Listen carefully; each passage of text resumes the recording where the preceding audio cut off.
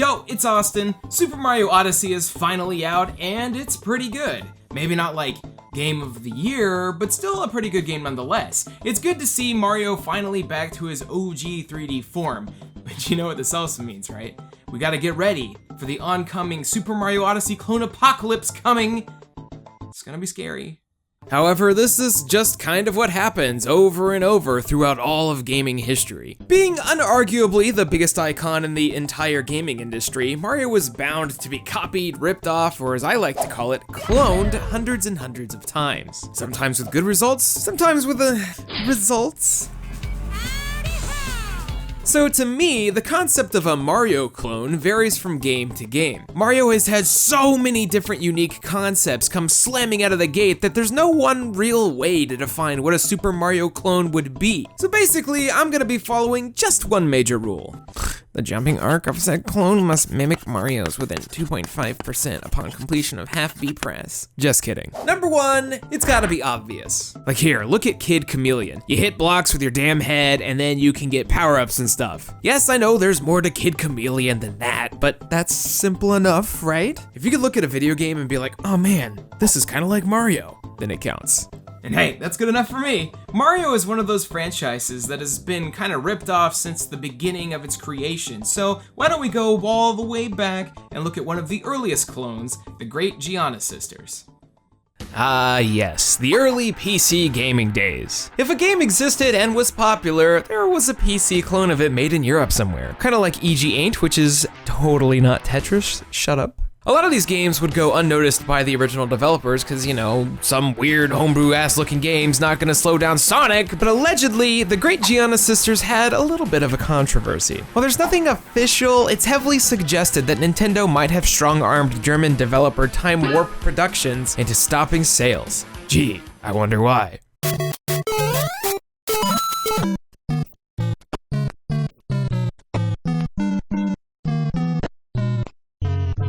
Oh, well, yeah, I mean, yeah, that'll do it. The great Gianna sisters for Amiga, Amstrad CPC, Atari ST, Commodore 64, and like a bottomless pit of unofficial ports. One quick glance at the cover and you might be like, hey, is that Peach wearing Mario's clothes? Or, is this a sequel to the Super Mario Brothers movie? What is a Gianna anyway? I mean, it is an Italian name, but apparently it's also a typo, so, you know. So Gianna is a girl having a nightmare.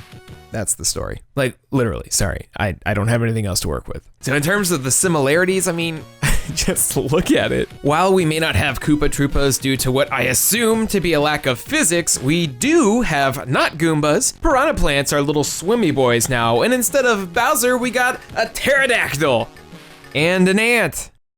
Also, like, half the enemies just kill you if you jump on them. I know, right? It's not like Mario where you lose a power-up if you take a hit. You just die immediately, which is infuriating. You do get a fireball power-up, though. One that won't allow more than one fireball to be on the screen at a time, so you might misfire and have to, like, wait for 5,000 years. And also, sometimes it'll travel through geometry. When you grab it, Gianna, who is all prim and proper, hair tidy, skirt on correctly, goes through an electric shock and emerges as a new person. This power-up is basically the movie Grease. Gianna's hair is all wild and 80s. Suddenly she's got like track pants on and her bow's all fucked up. This must be the video game equivalent of what becoming woke is. I don't really get it. The original Super Mario was a pretty easy read, but Gianna Sisters is just kind of bad. Also, it got sequels like 30 years later that are apparently pretty good. So, I mean, congrats, I guess. Now, I never owned an Amiga or a Commodore 64 growing up. However, knowing this came out specifically in 1987 tells me that we should all take a moment to sit and thank our old local PC gamers. They had to deal with vastly inferior versions of great console games, all while waiting days for them to load. While this might be what we have to deal with in the current era, it was our elders who put up with it first. Plus, they didn't even have save points. Please. Thank your old local PC gamer today. Okay, yeah, let's move on. Now, after Mario came out, Gianna Sisters wasn't the only clone that surfaced. Considering Mario essentially popularized the forward-moving, side-scrolling platformer kind of dealio, it would only make sense that a bunch of other companies would try to do the same thing. And boy, howdy did they. There's only a handful of interactive video games that I would say put a permanent gross stain on my entire childhood. You already know a few, like The Bouncer and Star Wars Episode 1 Racer. Well, here's a third, Kid Cool for the NES. If Kid Cool were released in the year 2017, it would probably be heralded by journalists as the Dark Souls of Mario clone platformers. Okay, not just difficulty though, hear me out. It kind of works this time. Kid Cool and the Quest for the 7 Wonder Herbs is the full title of the game here. Or in Japanese, Kakifu-kun no Jump Tengoku Speed Jigoku is exactly as the name implies. What, you don't know what a Jump Tengoku is? Pfft, okay, kid. Alright. So this little shit is Kid Cool. He's actually based on a popular child actor in Japan around the same time period named Kenji Sagara, who looked like a dang old doofus on the box. Obviously, us Americans had no idea who this goober was, so the Western cover was the most rad thing you can imagine. Yo, for real though, as a kid, this box was the coolest thing I'd ever seen. Despite some very weird leg anatomy issues, Cool here was the bravest and most powerful looking motherfucker I'd ever seen in my life. Can you even name anybody who's cool enough to have dragons casually hanging off their legs? You can't, cause there's no one. It's too bad it sucks. So let's talk about Mario for a second. Now imagine that instead of Mario's quick build up to full speed, that it takes like 5 seconds to do so. And also, if you jump at a slow speed, you have no momentum. Now imagine Mario has wind working against him, making platforming impossible. Speed-based water butt physics, slow screen scrolling, blind jumps of faith, obnoxious music, seemingly random enemy and power-up locations, and that's Kid Cool. I don't really consider myself to be like bad at video games by any means, but holy hell if Kid Cool isn't one of the hardest games I've ever played on this channel. Even at the age of 27, as the grown-ass man-child that I am, I couldn't get past World 2. World 2, man! There's like 8! There's like 8! But even if I was able to do it, I would never get the true ending. In order to do that, you have to gather all 7 of the herbs for the sickly king. And while, you know, he looks totally fucking fine and just lazy, if you're not fast enough, he just dies. Every time you lose a life and have to continue, this timer on the top of the screen increases. Dude, I've seen entire speedruns with lower times than me struggling to get past level 3. So tackling the entire game isn't enough, you have to be good at it too. And that ain't happening. But you know what? I'm proud that as an adult, I can murder this boss that scared the living shit out of me as a wee babby. So I'll consider that a victory. Now there's a whole plethora of Super Mario clones out there, but how about other games in the franchise? Take, for example, McKids. Did you know that this is a clone of a Super Mario Bros. 2? Now before you actually with that Doki Doki Panic shit, yes, I know, everybody knows that Mario 2 is fake. So then what we have here is a licensed fast food game based on McDonald's that is essentially a clone of Mario Bros. 2, which is a conversion of the Japanese only Yume Kojo Doki Doki Panic, which is a game for the Japanese theme park event based on My Love Life. Everyone knows this. McKids, my second favorite McDonald's game. Long before the Burger King came out with a couple of games about creeping up on people and handing them burgers, Ronald McDonald forced children to collect brand logos. As you do. I mean, we already kind of talked about Taco Bell Tasty Temple Challenge, one of my 2 favorite food-branded Doom clones. The other being, you know, Chex Quest. It's only the natural progression of things on the good old Austin no Boku Eruption channel, right? I'm sure these weird licensed food-branded video games end at some point, right? Right? Oh, so as far as like Mario 2-ness goes, the whole grabbing and throwing mechanics are near identical. Also, the jumping floatiness feels pretty much like this could be a Mario 2 conversion. I mean shit, the McKids are basically just Mario. Like, let's get real. I love the floating and rotating golden arches all over the place. Like the McDonald's Illuminati was just sitting here during the production of this being like, now we have to make sure that the kids know where to beg their parents to go. None of that Whataburger In-N-Out bullshit. So you collect cards, hand them to your friendly neighborhood McDonald's gang members, unlock new worlds, and this game sucks, doesn't it? I will say that from a production standpoint, McKids is actually pretty impressive. It was made by just 4 guys in 8 months. I've seen way worse with full teams. IGN probably would have declared this one better than God Hand.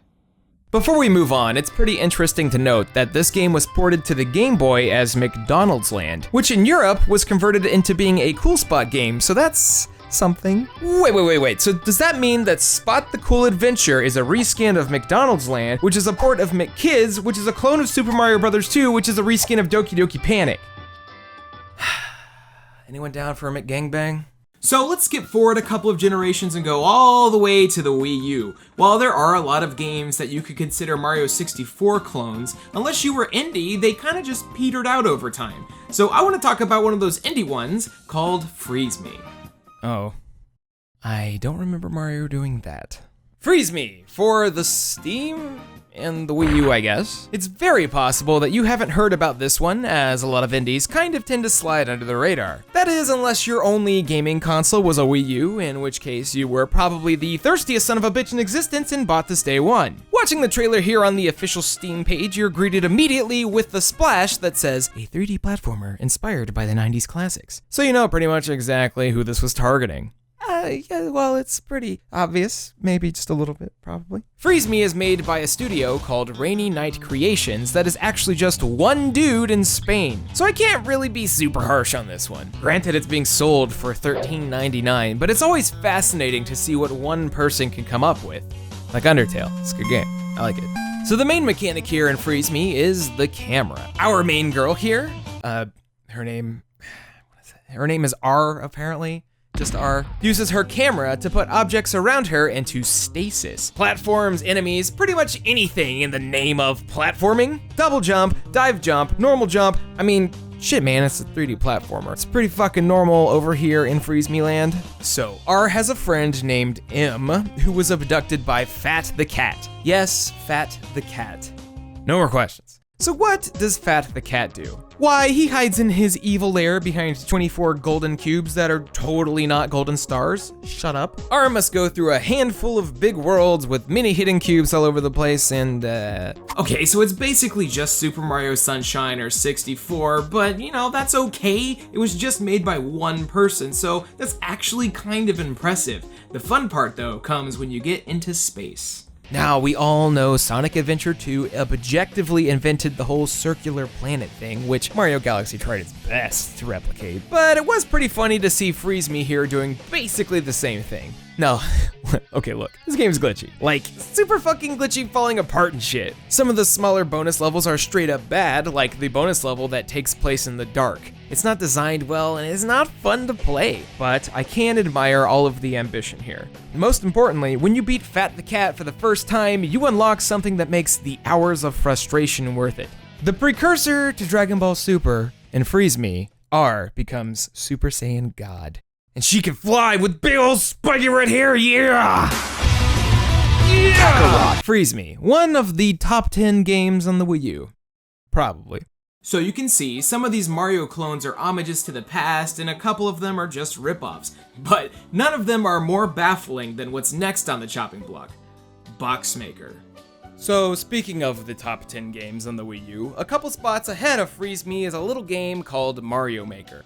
You probably know the one. The innocent Nintendo-made Mario level editor that kind of changed into a health simulator somewhere along the ride. Sharing levels with your friends, tackling the easiest and hardest levels the collective internet has to offer. And you got 4 different variations of Mario. Mario Maker was, to be frank, pretty fucking sick. It's just a damn shame that the Miiverse support has been ripped out of it. Rest in peace, Miiverse. But you know what's better than Mario Maker? Motherfucking Box Maker, bitch! Move over, Mario. Here comes our new best friend. Box, I think? Box Maker is interesting because it's actually like having that family member who was like once your father's cousin's uncle twice removed. Because, well, it was ripped off of Steam once before. I'm sure it'll happen again with all the totally legal shit here. Have you ever played 1-1?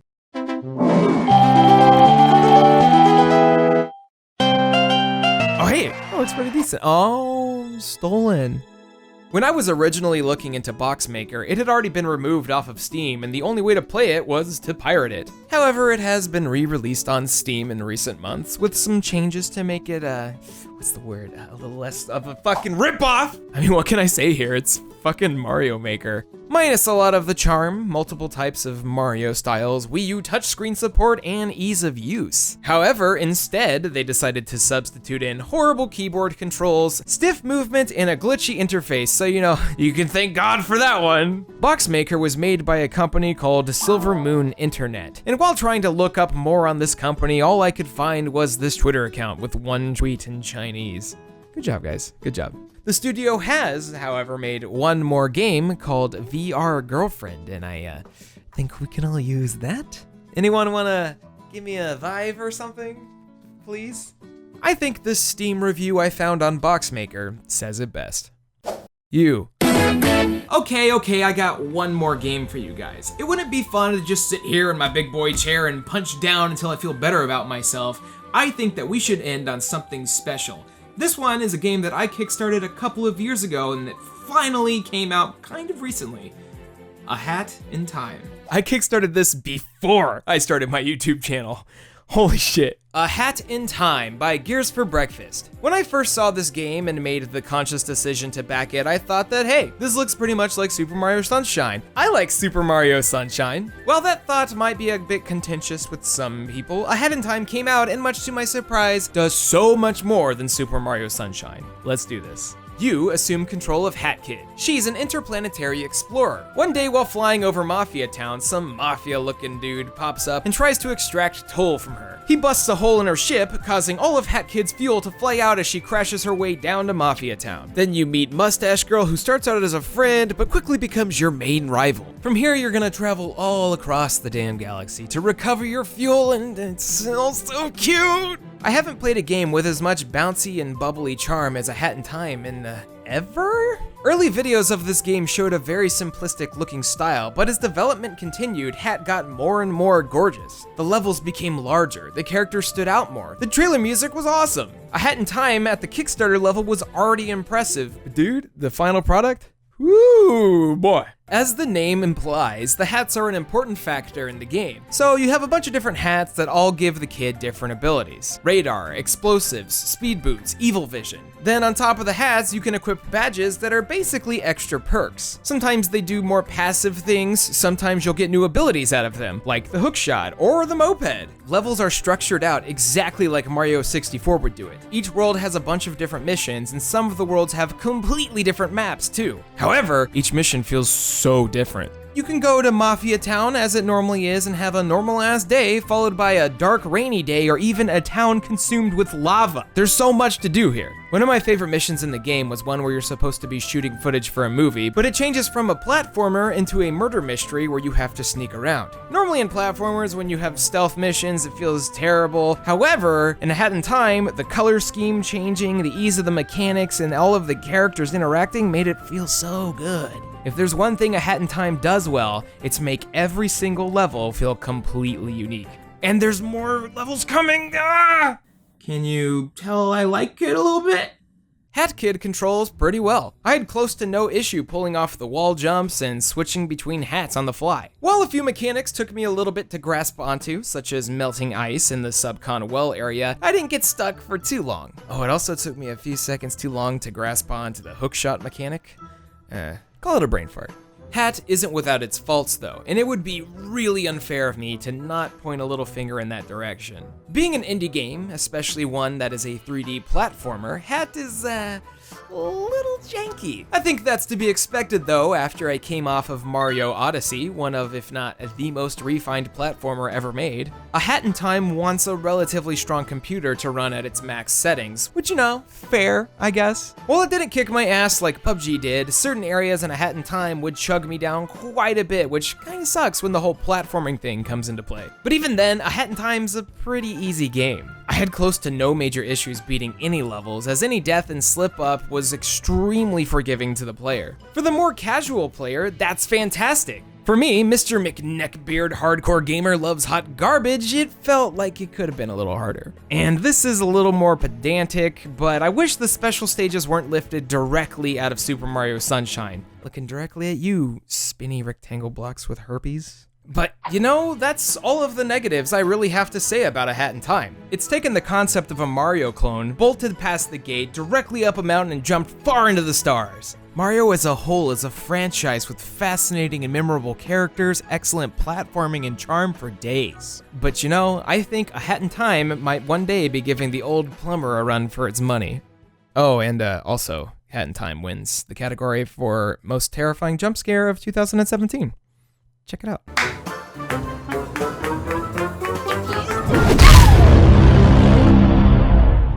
There we go. A spectrum of Mario clones hath been explodeth. Now clearly there are a ton more and we will get to them, but for now, I want you to do yourself a favor. I want you to go out, buy a copy of Hat in Time. When I say go out, I mean just get on like your computer because it's indie. You need to play A Hat in Time. It's a game that I finished recently, I really liked. I found it to be almost, if not as enjoyable as Super Mario Odyssey. So do that. Go do that. For now, fuck Mario Maker. I'm gonna go play Box Maker. Bye. Thank you all so much for watching. Thanks so much to all of my Patreon supporters who without videos of this frequency would not be possible. It's thanks to y'all that I'm now able to bring on an editor to help out with the channel. If you want to see more, feel free to become a patron today. Make sure to subscribe and check out the other clones videos if you dug this one. Thanks to Connor Clang for helping out with this video. Check out his channel while you're at it. Love y'all, good day, and happy holidays.